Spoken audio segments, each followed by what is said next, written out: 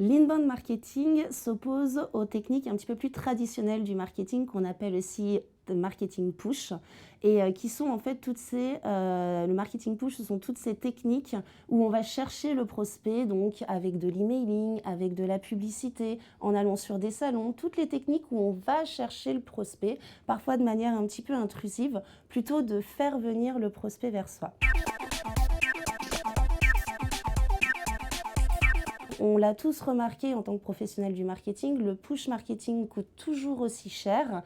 Le problème, c'est qu'il est beaucoup moins efficace qu'avant pour plusieurs raisons. Notamment, on voit très bien que l'emailing, tout le monde en a un petit peu marre de recevoir des centaines d'emails sur son produit. Donc, les experts du marketing nous conseillent de passer à l'inbound, donc faire venir le prospect à soi avec de la production de contenu, du référencement web, du SEO et de la présence sur les réseaux sociaux pour développer son influence.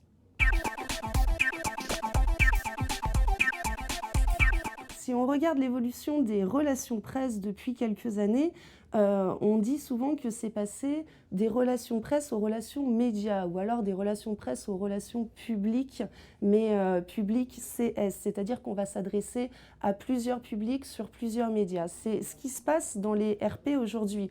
C'est-à-dire que les fondamentaux des RP aujourd'hui, ce sont la production de contenu, la présence sur les réseaux sociaux pour aller chercher les influenceurs et développer soi-même son influence, ainsi que la visibilité média sur tous les médias, la presse en ligne, la presse traditionnelle, les réseaux sociaux. Et c'est là qu'il y a vraiment un parallélisme entre RP et marketing, inbound marketing, puisqu'il se base sur les mêmes fondamentaux qui sont la production de contenu avant tout, la présence réseaux sociaux et la visibilité web d'un côté, la visibilité média de l'autre, qui sont assez liés aujourd'hui avec le digital. On s'est rendu compte que les responsables marketing produisent énormément de contenu. Mais quand on leur demande quels sont les freins à l'inbound marketing, ils nous disent qu'ils passent beaucoup de temps à créer ces contenus, mais qu'ils ne sont pas suffisamment lus. Et là vont intervenir les compétences des RP, c'est-à-dire qu'on va pouvoir aider les professionnels du marketing à mieux relayer ces informations, notamment en essayant de construire du contenu un petit peu plus viral, rattaché à des tendances pour que ça puisse plaire à la presse, aux journalistes, que ce soit mieux relayé dans les médias et notamment dans leur communauté sur leurs réseaux sociaux. Et il faut aussi qu'ils apprennent à avoir une autre utilisation des réseaux sociaux. Ça n'est pas un second site web où on va aller partager son actualité, je fais ci, je fais ça, j'ai lancé ça.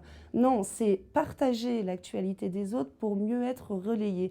Donc il y a vraiment des compétences RP que les responsables marketing doivent aller chercher pour améliorer l'efficacité de leur inbound.